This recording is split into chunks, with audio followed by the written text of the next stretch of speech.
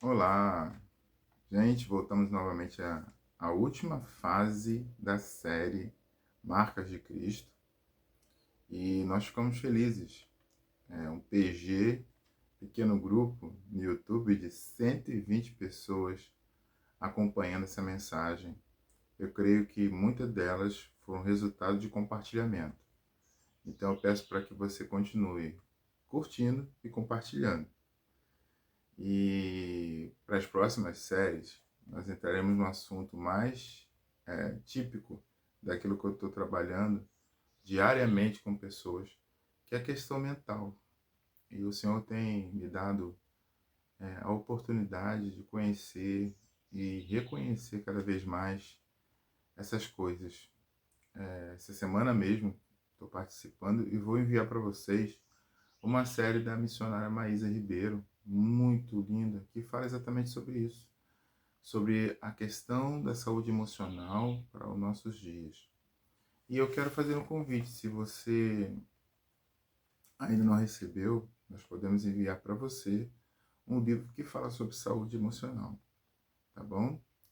E é só você entrar em contato conosco no telefone 21 976160459 e peça seu livro de saúde emocional. Eu vou te enviando a chave da virada. Na próxima mensagem, que vai ter direcionado principalmente à parte mental, vamos estar mostrando esse livro. É um livro que está sendo distribuído no Brasil todo, na verdade na América do Sul todinha, e é um lindo livro. Então que Deus abençoe a vida de vocês com essa oportunidade também. E não esqueça de deixar aí seu pedido de oração. Estaremos orando por vocês na madrugada. Vamos orar? Amado Pai Celestial, nesse momento nós vamos abrir a Tua Palavra, Senhor. Nós queremos sair dessa série indo para os assuntos que a Tua missionária Maísa Ribeiro está tratando já. E eu quero levar meus amigos junto comigo, Senhor. Por isso, ó Espírito Santo, prepara nossos corações não só para essa última mensagem de Marcos de Cristo, como também para, Senhor, o que a irmã Maísa está trabalhando também. Eu peço a tua unção sobre cada coração, cada problema, cada situação. Tem pessoas que entraram em contato comigo, Senhor, falando sobre a situação que estavam vivendo na casa e agora estão vivendo em outra casa. Uma família, Pai. Acampa ao redor deles.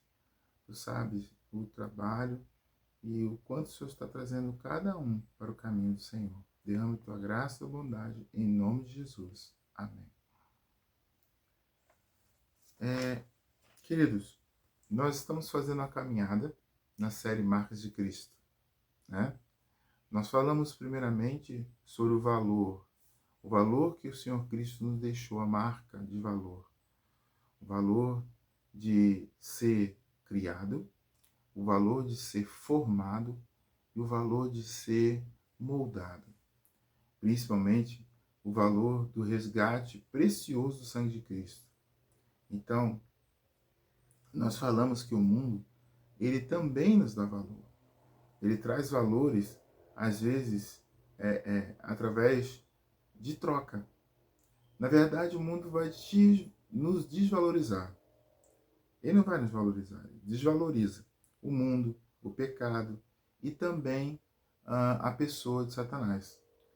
E eu peço para você que, se você não viu a série toda, vá lá, dê uma olhada. Pegue da primeira e a segunda. É porque, infelizmente, eu esqueci de classificar as séries.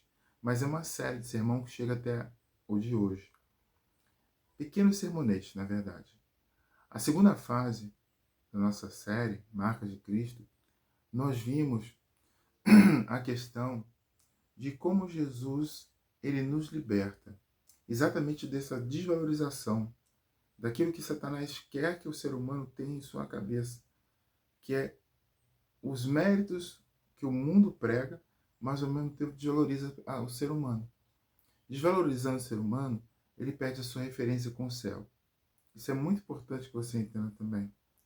O Senhor Jesus nos criou para ser referência e principalmente conexão com o céu. Ele nos criou para viver uma vida vazia, ou quem sabe uma vida de procura de prazer, ou quem sabe uma vida só de procura de valores terrenos, financeiros. Pelo contrário. O Senhor nos criou e nos formou e nos moldou para que tenhamos a oportunidade de ter uma conexão com Jesus Cristo e principalmente abençoar outras vidas. Falando isso, eu quero agora terminar com vocês com o ponto que é a questão da importância da ressurreição. Ontem, no mundo cristão, todo mundo estava praticamente comemorando a ressurreição de Cristo. A vida, a Páscoa, para muitos simboliza a vida. As trocas de ovo, chocolate, coelho da Páscoa, são trocas exatamente para relembrar isso, né? Uma celebração. Não está de acordo com a palavra de Deus. Mas as pessoas vão e celebram isso. Mas talvez, e eu creio, que as pessoas tenham afastado muito do conceito do que é vida. E aí vem a nossa primeira pergunta. A vida eterna, para você, é algo no futuro ou é algo presente? O que você acha? Olha, que coisa mais maravilhosa. 1 João 5, 11 e 12. 1 João 5, 11 e 12.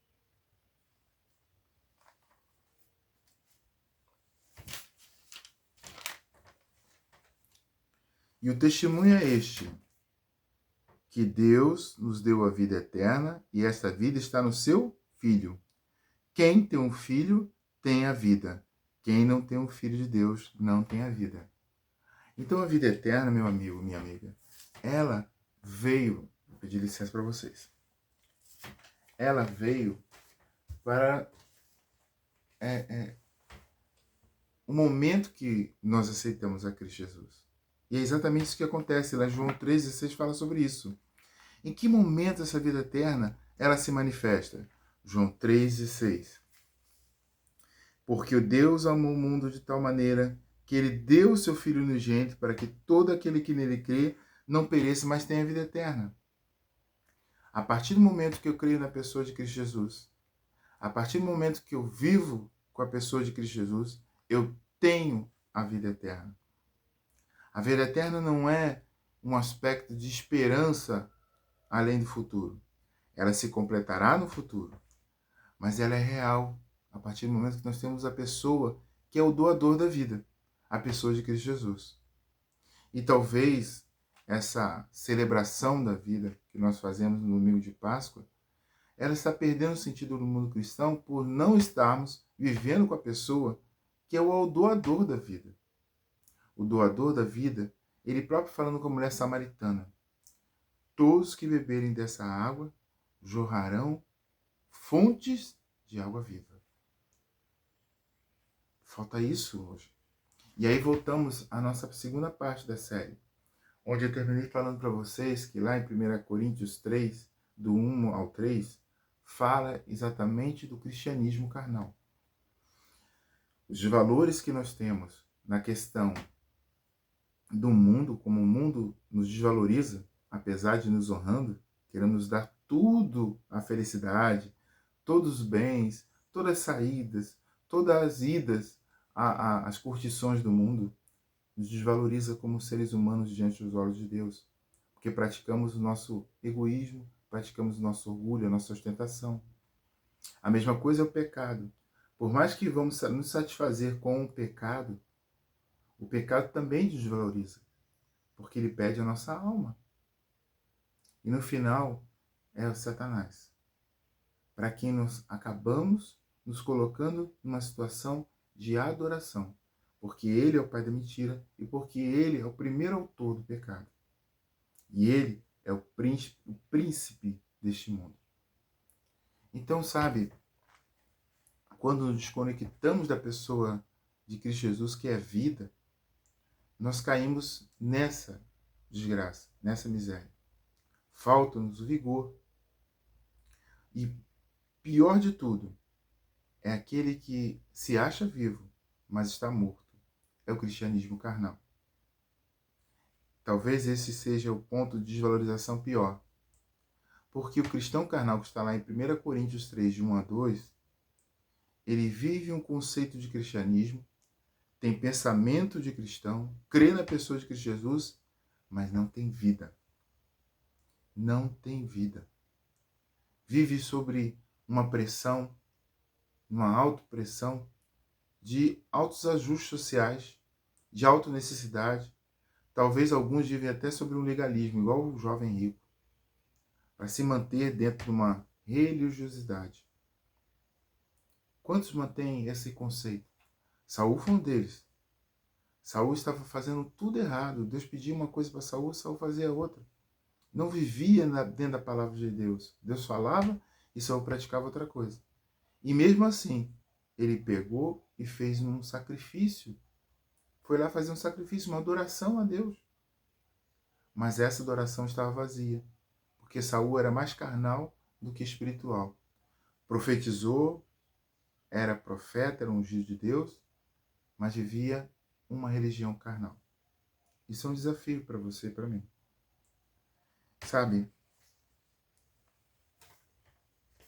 para esse aspecto, Deus dá uma esperança. Jesus dá uma esperança. João 5, 24, 25. João 5, 24, 25. Jesus, como é o doador da vida, ele vai trazer outro ponto aqui, que é a questão do poder da vida. Em verdade digo, que quem ouve a minha palavra e crê naquele que me enviou tem a vida eterna.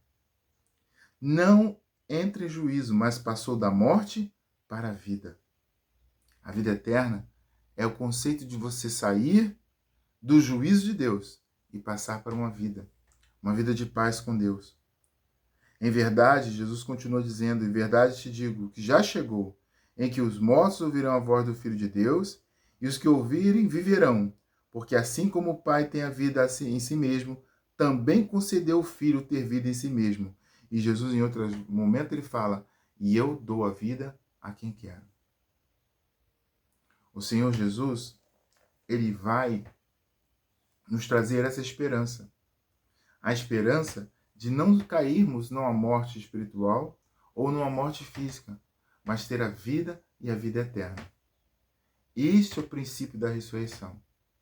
E aí, quando você vai para João 11, na ressurreição, no milagre, que foi a coroa, né? O momento de coroar o Evangelho de Cristo Jesus. O milagre da ressurreição de Lázaro. Alguns dizem que é a pérola da coroa, né? Jesus, ele vai cumprir o que João vai falar em João 20, versículo 30 e 31. Na verdade, Jesus fez diante dos seus discípulos muitos outros sinais, que não estão escritos nesse livro. Estes, que foram escritos, porém, foram assim registrados para que vocês creiam em Jesus Cristo, o Filho de Deus, e para que, crendo, tenham vida em seu nome. A presença da sua fé diante os milagres e as evidências, que são aqui, João chama como sinais os milagres, torna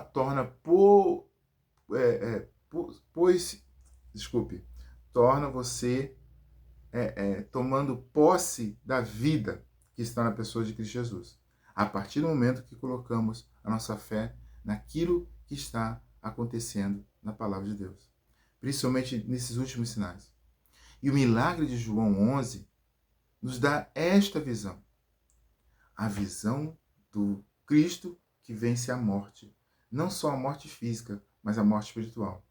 Lázaro foi ressuscitado para uma vida contínua para morrer de novo. Concorda comigo? Mas o Senhor Jesus não queria dar só essa promessa para Lázaro. Tiraram do sepulcro. E aí Jesus fala que, lá no capítulo vocês podem ler, que Lázaro estava dormindo, estava descansando. Porque Jesus ia tirá-lo ali daquele momento em que ele morreu, crendo na pessoa de Cristo, para trazê-lo para a morte de novo. Deus não faz as coisas sem conexão, sem nexo. Pelo contrário, tudo tem um propósito. E o propósito da ressurreição ali de Lázaro era uma promessa. A promessa da ressurreição espiritual e física. Esse é o ponto do milagre de Lázaro. Era um sinal para evidenciar que na pessoa de Cristo tem vida. Uma vida que restaura e regenera.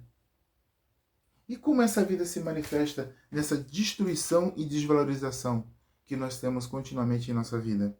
Como essa vida se manifesta? Eu vou falar 3 pontos para vocês, que servem para a minha vida também. Primeiro ponto, o Espírito Santo, ele será sempre o ponto da virada neste momento, nessa questão de ressuscitar-nos, ou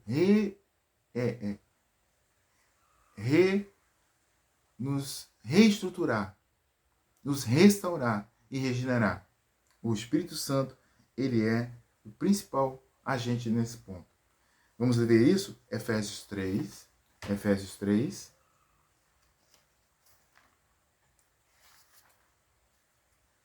Efésios 3, do 16 ao 19.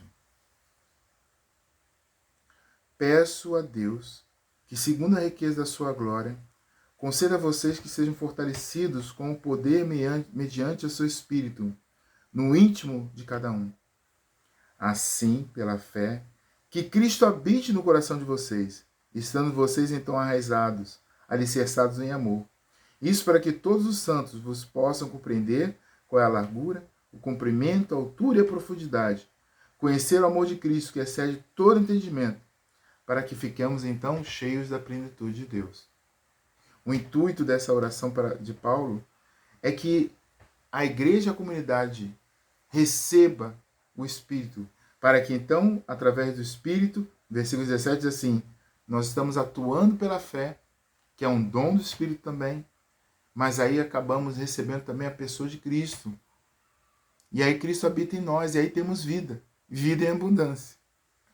E assim, Romanos 8, de 8 a 11, vai começar cada vez mais a acontecer na minha e na sua vida.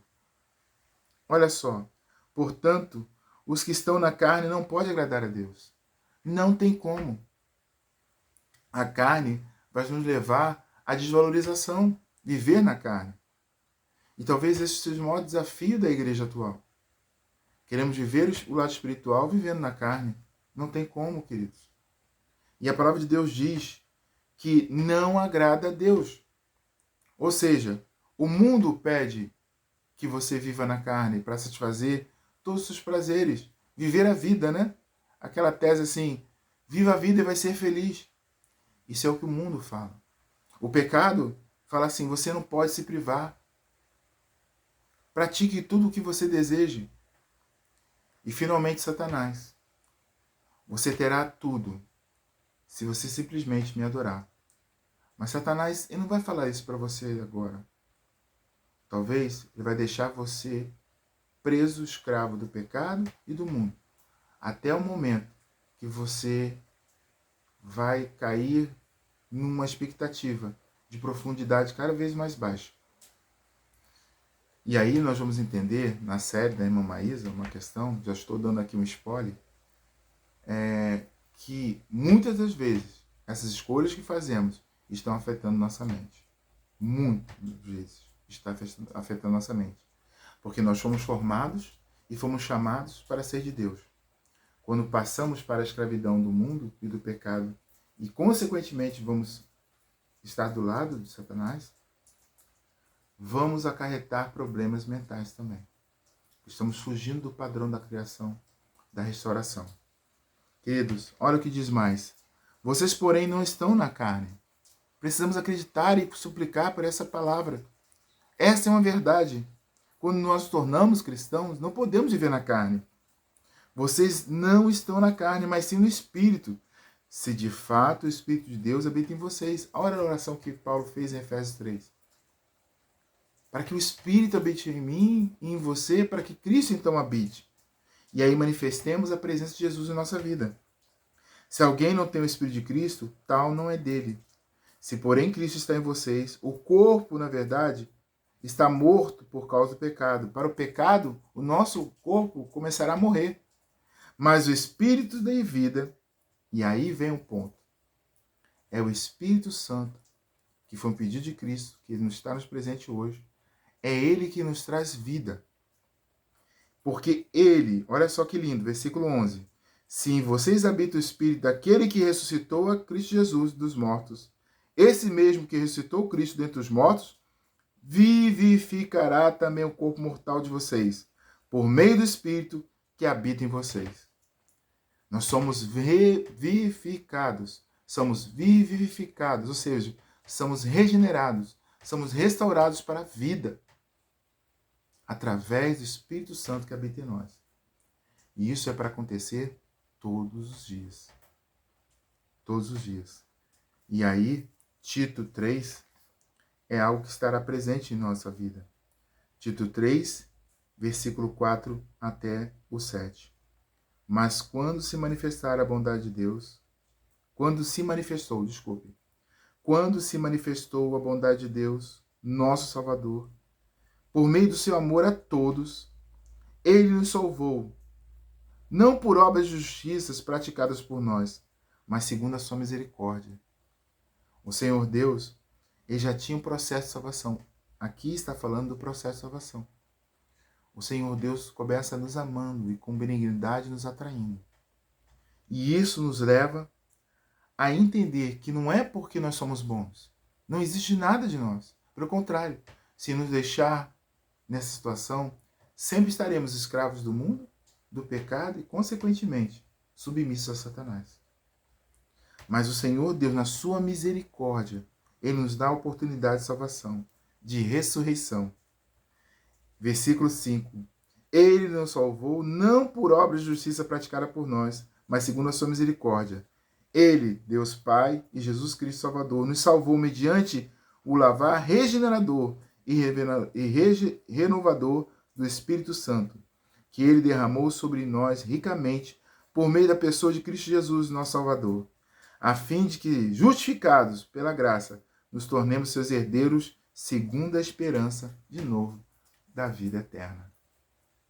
Você e eu, quando nós temos esse processo maravilhoso, diário, porque aí você vai entender que Romanos 8 se cumpre diariamente.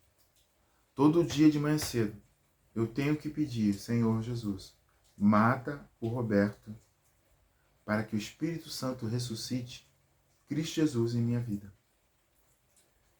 Tem uma lei da física que fala: 2 corpos não podem ocupar o mesmo lugar no mesmo tempo. Na questão espiritual, isso é verdadeiro. Se eu dou vazão ao meu eu, vou virar um cristão carnal. Consequentemente, Jesus não tem lugar na minha vida. E aí você vai entender, quando chegar na parte que a irmã Maísa vai estar falando, sobre a questão de manter a casa vazia. Muitos cristãos entram, são ressuscitados por Cristo, são regenerados, mas mantêm a casa vazia. Não andem em comunhão. Como nós mantemos a comunhão? Oração, estudo e obediência à palavra de Deus, e tem um outro texto que fala sobre isso, que é pela obediência à verdade que nós somos trabalhados e somos santificados. Estamos caminhando nessa santificação. 1 Pedro, peço um tempinho para vocês, 1 Pedro, e aí, se nós mantemos a nossa casa vazia, queridos, acontece que está na parábola. Na parábola, olha só, o que diz aqui 1 Pedro, 1 Pedro 1, versículo 17. Se vocês invocam como Pai aquele que sem parcialidade julga segundo as obras, cada um viva em temor durante o tempo da peregrinação, sabendo que não foi mediante as coisas perecíveis como prata e ouro que vocês foram resgatados na vida inútil dos seus pais, mas pelo precioso sangue de Cristo Jesus, o Cordeiro sem defeito. Ele foi conhecido desde a fundação do mundo e foi manifesto nos últimos tempos para fazer favor de vocês. Por meio dele, vocês creem em Deus, o qual ressuscitou dentre os mortos e lhe deu glória, para que pela fé e a esperança de vocês estejam em Deus, tendo purificado a alma pela obediência à verdade. Como nós purificamos a nossa alma? Quando nós acreditamos nesse poder, que fomos resgatados do mundo, do pecado e da pessoa de Satanás pelo sangue de Cristo, ou seja, somos valorizados, devemos agora estar gratos a Deus. E agora, manter a nossa vida sendo purificada o quê? Em obediência à verdade, visto ao amor fraternal não fingido, Amem intensamente uns aos outros, porque vocês foram regenerados, não por semente corruptível, mas pela semente incorruptível, mediante a palavra de Deus que vive e permanece em vocês. É a palavra de Deus, a verdade é a palavra de Deus. E a obediência a essa verdade é que purifica a minha vida. Quanto mais eu quero me aproximar de Jesus, mais eu estudo a palavra, mais eu me torno obediente. Mais eu peço, Senhor, me santifique mais. O processo de conhecer Jesus é maravilhoso, nos enche de alegria. E eu tenho visto muitas vezes isso acontecer. Sabe, a Raquel, a pessoa que contei a história, no primeiro sermão, ela veio a falecer. Mas ela tinha uma esperança. Ela foi fazer a cirurgia dela com a esperança. Infelizmente, não sabemos o porquê, deu algo errado na cirurgia, mas ela descansou na esperança. Ela tinha se afastado por conta da amizade, o mundo da alegria, da felicidade chamou ela, escravizou-o. Mas aí o Senhor Jesus, no seu plano espiritual, trouxe aquele momento em que eu estava conversando de Jesus junto com outra irmã. Foi o livro que eu dei para a Raquel e ela aceitou a Cristo Jesus de novo. Se comprometeu em voltar para a igreja. A face da Raquel era outra face. Estava mais leve, estava mais em paz. E ela pôde caminhar, mesmo por a morte, sabendo que ela seria chamada da morte pelo poder de Cristo Jesus, porque ela morreu crendo em Cristo Jesus. Isso é maravilhoso. E essa alegria tem que preencher a nossa vida. A mesma coisa eu vi um outro paciente chamado Antônio. Antônio foi para a cirurgia cardíaca, cheio de temores, mas quando ele abriu o coração para encontrar Jesus Cristo, o coração de Antônio se regenerou. E quando ele voltou da cirurgia, se recuperou, a primeira coisa que ele fez foi estar na igreja, agradecendo a Deus a sua conversão e a manifestação do poder de Deus na vida dele. O resultado de um coração entregue ao Espírito Santo e a habitação de Cristo é contar para os outros a regeneração espiritual. Por isso que não tem como você guardar, e aí você compreende que Jesus fala para a mulher samaritana: jorrarão águas, fontes de água viva. A mesma vida que reina em mim, eu quero que reine em você. Não tenho como ficar calado, porque o Cristo que vive em mim me faz gerar vida. Cada vez mais eu quero ver pessoas vivas e não seres humanos andando mortos, achando que estão vivos, mas estão mortos. Ou cristãos que estão dentro da igreja achando que estão vivos, mas estão mortos. Sem o poder vivificante do Espírito Santo. Não dão testemunho, não falam de alegria. E eu quero terminar exatamente contando a história de outra pessoa. Um senhor que entrou no hospital para amputação das suas pernas, infelizmente acabou amputando as pernas. E era uma pessoa de igreja cristã, mas havia um aspecto profundo de tristeza na vida dele. Havia um aspecto de profundidade, de negatividade na vida dele. Por quê? Faltava vida. E eu quero que você assista, por favor, assista a série da Irmã Maísa. Ela é mais longa ainda que os meus vídeos. Mas, por favor, assista para você entender o que a mente ocorre quando não temos essa luz de Cristo na nossa vida. O que acontece? E ela explica muito bem porque ela é psicóloga. E nós precisamos entender que quando o agir do Espírito não está em nós, a nossa mente entra um profundo vazio, uma profunda negridão. E ela vai explicar muito bem isso na série. Eu vou daqui a pouco mandar para vocês também, nos dias que seguem. E o outro lado tinha uma paciente cega. Infelizmente, esse paciente entrou para fazer uma cirurgia cardíaca, deu todo o problema, acabou amputando as pernas e foi se afundando numa tristeza, numa infelicidade sempre profunda. Essa outra paciente tinha uma alegria no coração, uma felicidade. Um dia eu cheguei dentro do posto de saúde e ela estava cantando, louvando a Deus, eu me juntei com ela cantando, louvando a Deus. Ela também descansou, ela faleceu, ela dormiu. Mas, deixa eu falar uma coisa para você. Dormiu feliz na pessoa de Cristo, sabendo que um dia ela seria chamada para a ressurreição. E eu quero chamar você e outros amigos para estar junto comigo, para encontrar com ela no céu. Porque esse é o poder, aonde a vida começa agora. Eu quero orar por você agora e por mim. Amado Jesus, obrigado por estar terminando essa série. E meus amigos me acompanharam até aqui, eu peço a tua unção sobre a vida deles. E cada vez mais, Senhor, tudo é vida e vida em abundância, por favor. Que eles entendam o que é estar cheios de Ti, Pai. E não conseguir parar de pensar, de falar dessa maravilha que é ter uma vida em Cristo Jesus. Dê a Tua paz, uma tranquilidade nesse feriado.